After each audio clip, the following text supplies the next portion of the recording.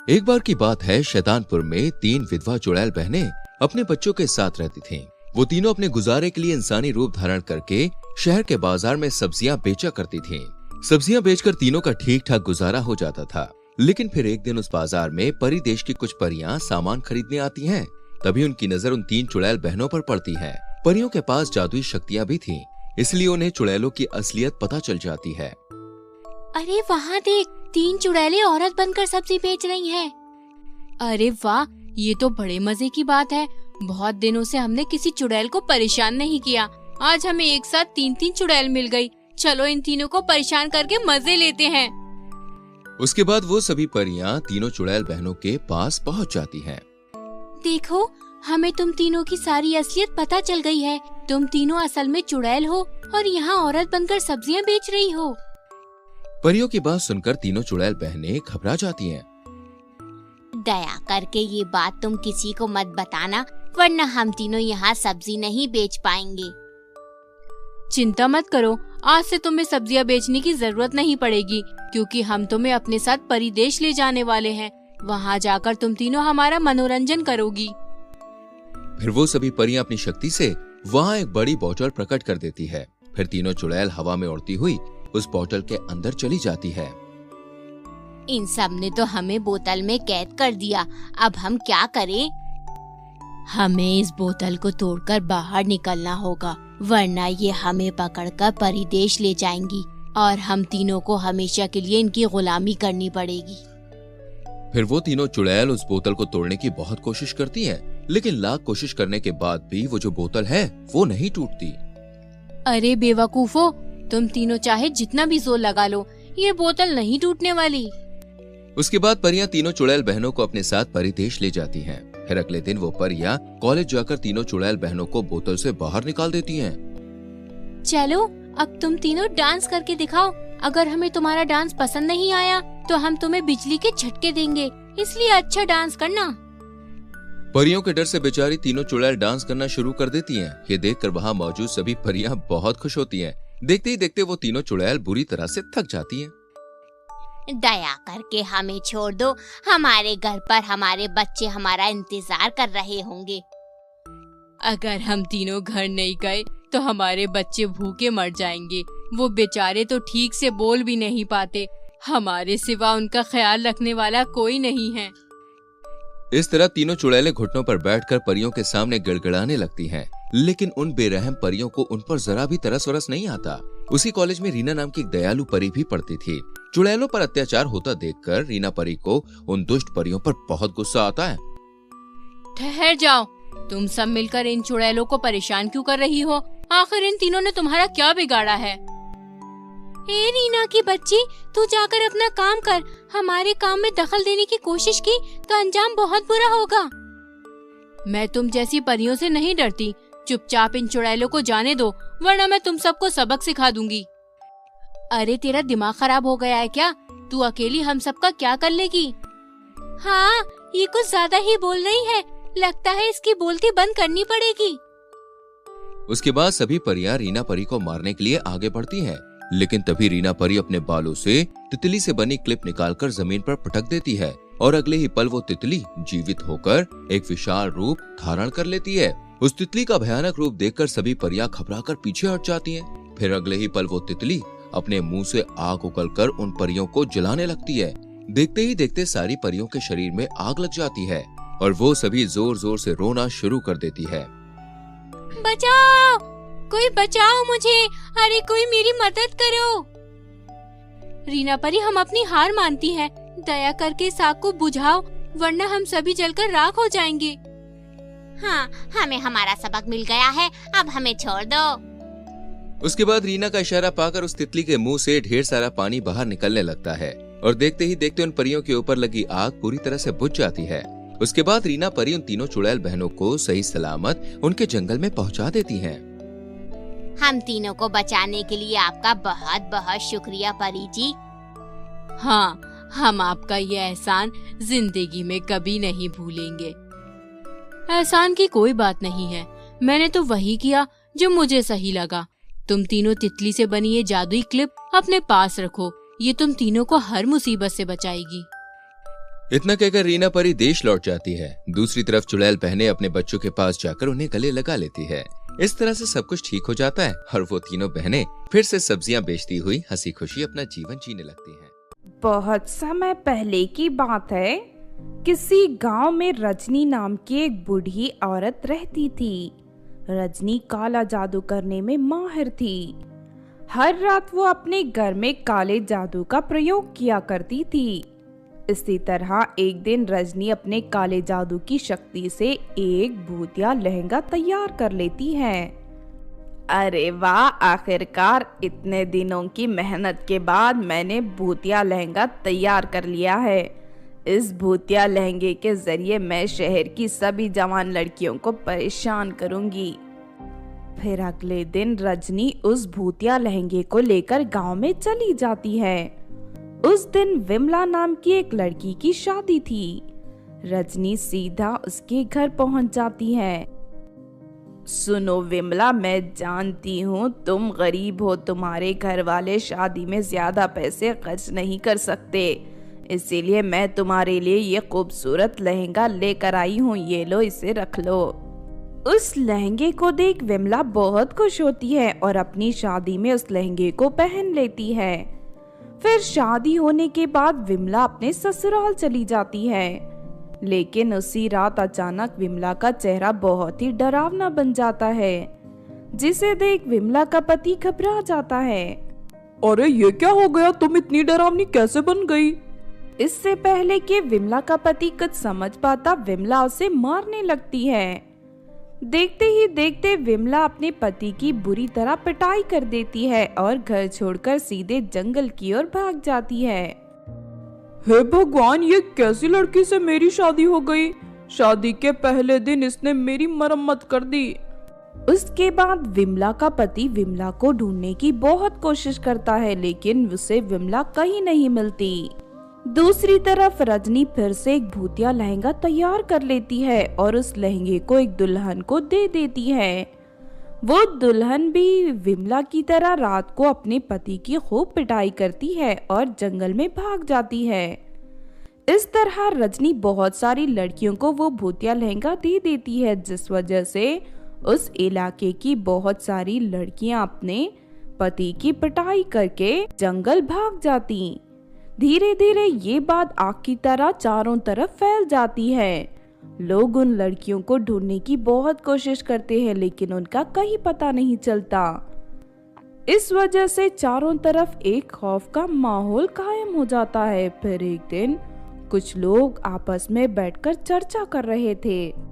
अरे भाई, हमारे इलाके में ये सब क्या हो रहा है? जिस लड़की की भी शादी होती है वो पहली रात ही अपने पति की पिटाई करके भाग जाती है। मैंने सुना है इस तरह 15 लड़कियां घर से भाग चुकी हैं। मेरी तो कुछ समझ में नहीं आ रहा। अगर इसी तरह चलता रहा तो हमें बहुत जल्द यहाँ से भागकर कहीं दूर जाना होगा। क्या पता कल ये सारी घटना गांव के लड़कों के साथ भी होने लगे। इस तरह सभी लोग अपनी अपनी राय दे रहे थे। तभी वहाँ से रजनी गुजरती है। रजनी के हाथ में एक बहुत ही सुंदर लहंगा मौजूद था। उसे देख गांव वाले चौंक जाते हैं। अरे भाई, ये रजनी इतना सुंदर लहंगा लेकर कहाँ जा रही है? इससे पहले भी मैंने इसे इसी तरह लहंगे ले जाते हुए देखा था। आखिर ये इतने सारे लहंगा कहाँ से लेकर आती है? इसके तो कपड़ों की दुकान भी नहीं है, जरूर कुछ तो गड़बड़ है। हाँ भाई, तुम ठीक कहते हो। मुझे तो ये रजनी बहुत ही अजीब औरत लगती है। पहले तो ये किसी से बात नहीं करती थी, लेकिन मैं आजकल देख रहा हूँ कि ये गांव की लड़कियों से कुछ ज्यादा ही घुल मिल रही है। कहीं लड़कियों के गायब होने की वजह इसी का तो हाथ नहीं? मैंने सुना है ये काला जादू भी करती है। ये सुनकर सभी गांव वाले घबरा जाते हैं। अगर ऐसी बात है तो हमें इस पर नजर रखनी होगी। इस तरह रजनी गांव वालों के शक के घेरे में आ जाती है। फिर उसी रात कुछ गांव वाले रजनी के घर की खिड़की के अंदर ताक झांक करने लगते हैं। रजनी अपने कमरे में आग जलाकर काले जादू के मंत्र पढ़ रही थी और तभी अचानक आग से एक सुंदर लहंगा प्रकट हो जाता है। ये देख सभी गांव वालों की आंखें फटी की फटी रह जाती हैं। मैंने बहुत सारी लड़कियों को अपने भूतिया लहंगे के जरिए जंगल में भेज दिया है। बहुत जल्द मैं इस इलाके के साथ साथ आसपास के इलाकों की भी सभी लड़कियों को इसी तरह भूतिया लहंगा देकर उन्हें जंगल में भेज दूंगी। उन लड़कियों के घर वालों को परेशान होता देख मुझे बहुत खुशी होती है। अरे नहीं, ये रजनी तो बहुत ही निर्दय और दुष्ट है। चलो इसे अभी सबक सिखाते हैं। उसके बाद सभी गांव वाले दरवाजा तोड़कर घर के अंदर दाखिल हो जाते हैं। उन सबको अचानक देख रजनी घबरा जाती है। अरे नहीं, लगता है इन लोगों को मेरी असलियत पता चल गई। मुझे इसी वक्त यहाँ से भाग जाना चाहिए। लेकिन गांव वाले इसे पकड़कर रस्सी से बांध देते हैं, फिर गांव के चौराहे पर ले जाकर खंबे के ऊपर लटका देते हैं। चलो भाइयों, इस बूढ़ी औरत को जलाकर इसका अंत कर देते हैं, वरना ये इसी तरह पूरे गांव वालों को बर्बाद कर देगी। उसके बाद वो सभी लोग रजनी के शरीर में पेट्रोल डालकर उसे आग लगा देते हैं।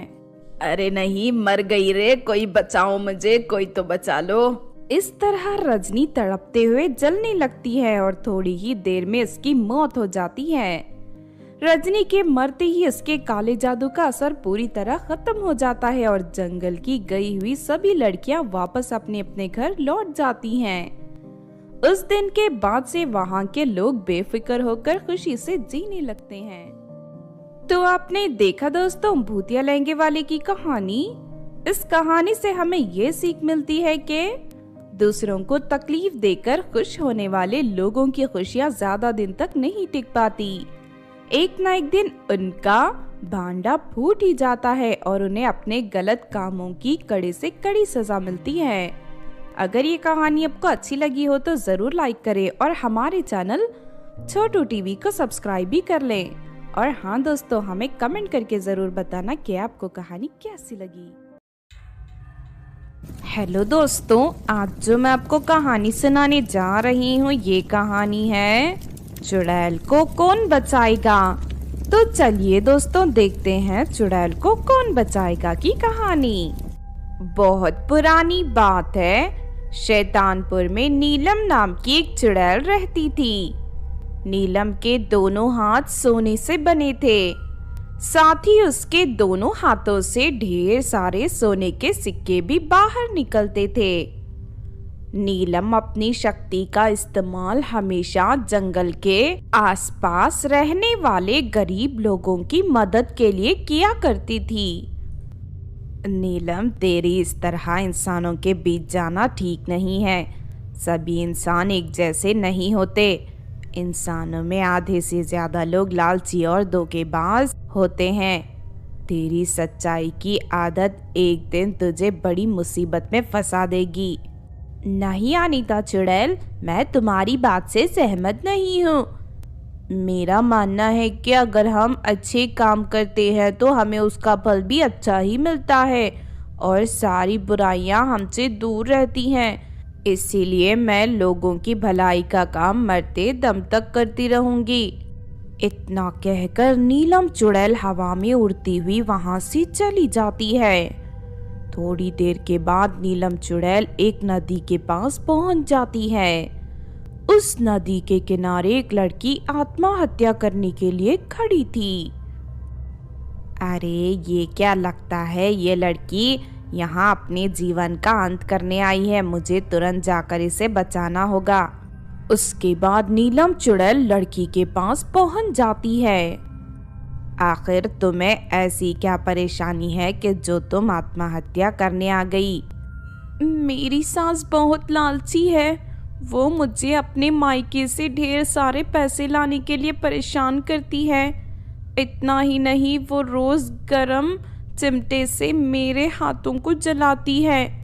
अपने सास के अत्याचार से मैं तंग आ चुकी हूँ, इसीलिए मैंने आत्महत्या करने का फैसला किया है। आत्महत्या करना पाप है, तुम चिंता मत करो, मैं तुम्हारी सारी परेशानी दूर कर दूंगी। उसके बाद नीलम चुड़ैल अपने हाथों से वहां ढेर सारे सोने के सिक्के निकालने लगती है।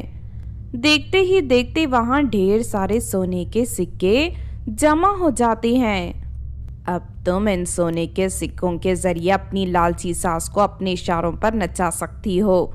आज के बाद तुम्हारी सास दुम हिलाती हुई तुम्हारे आगे पीछे घूमेगी। अरे वाह, ये तो तुमने कमाल कर दिया।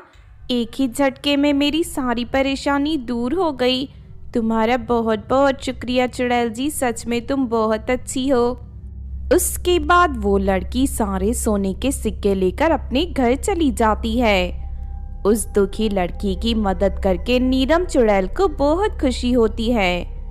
इस तरह एक दिन नीलम चुड़ैल एक गांव की ओर जा रही थी।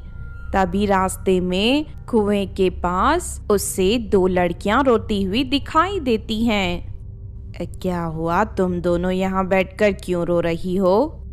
हमारा छोटा भाई इस गहरे कुएं के अंदर गिर गया है। अगर जल्दी से उसे बाहर नहीं निकाला गया तो उसकी मौत हो जाएगी। चिंता मत करो, मैं अभी कुएं के अंदर उतरकर तुम्हारे भाई को बाहर ले आती हूँ। इतना कहकर नीलम चुड़ैल कुएं के पास पहुँच जाती है। लेकिन तभी वो दोनों लड़कियां पीछे से धक्का देकर चुड़ैल को कुएं के अंदर गिरा देती हैं। फिर वो दोनों लड़कियां जोर जोर से हंसने लगती हैं। चल जल्दी से माँ को फोन करके बता दे कि हमने नीलम चुड़ैल को पकड़ लिया है। ये सुनकर नीलम समझ जाती है कि उसके साथ धोखा हुआ है। ज्यादा खुश होने की जरूरत नहीं है, मैं अभी बाहर निकलकर तुम दोनों को सबक सिखाऊंगी। लेकिन तभी वो दोनों लड़कियां कुएं के अंदर एक जादुई रस्सी फेंक देती हैं और अगले ही पल वो जादुई रस्सी नीलम चुड़ैल को पूरी तरह जकड़ लेती है। तभी वहां उन दोनों लड़कियों की तांत्रिक माँ पहुंच जाती है।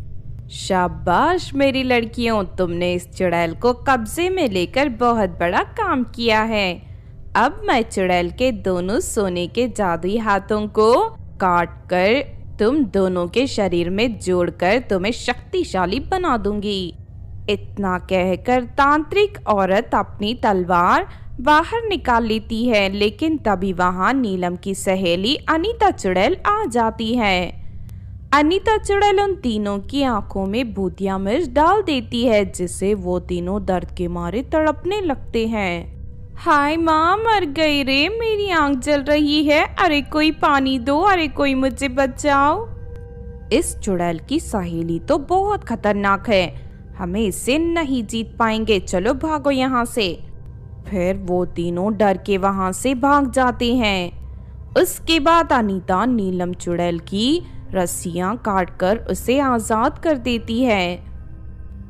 देख लिया ना नीलम, मैंने तुझे कहा था ना कि सभी इंसान एक जैसे नहीं होते, इसीलिए आज के बाद तू कभी किसी इंसान पर इस तरह आंख मूंद कर भरोसा मत करना। हाँ, तूने सही कहा, आज के बाद मैं ऐसी गलती दोबारा नहीं करूंगी। फिर दोनों सहेलियां वापस अपने जंगल चली जाती हैं। उस दिन के बाद से नीलम चुड़ैल पूरी तरह सतर्क हो जाती है। तो आपने देखा दोस्तों, इस कहानी से हमें ये सीख मिलती है कि लोगों की मदद करना अच्छी बात है, लेकिन दुनिया में सच्चे और धोखेबाज दोनों तरह के लोग पाए जाते हैं। इसीलिए हमें हमेशा सतर्क रहना चाहिए। अगर ये कहानी आपको अच्छी लगी हो तो ज़रूर लाइक करें और हमारे चैनल को सब्सक्राइब भी कर लें। और हाँ दोस्तों, हमें कमेंट करके ज़रूर बताना कि आपको कहानी कैसी लगी।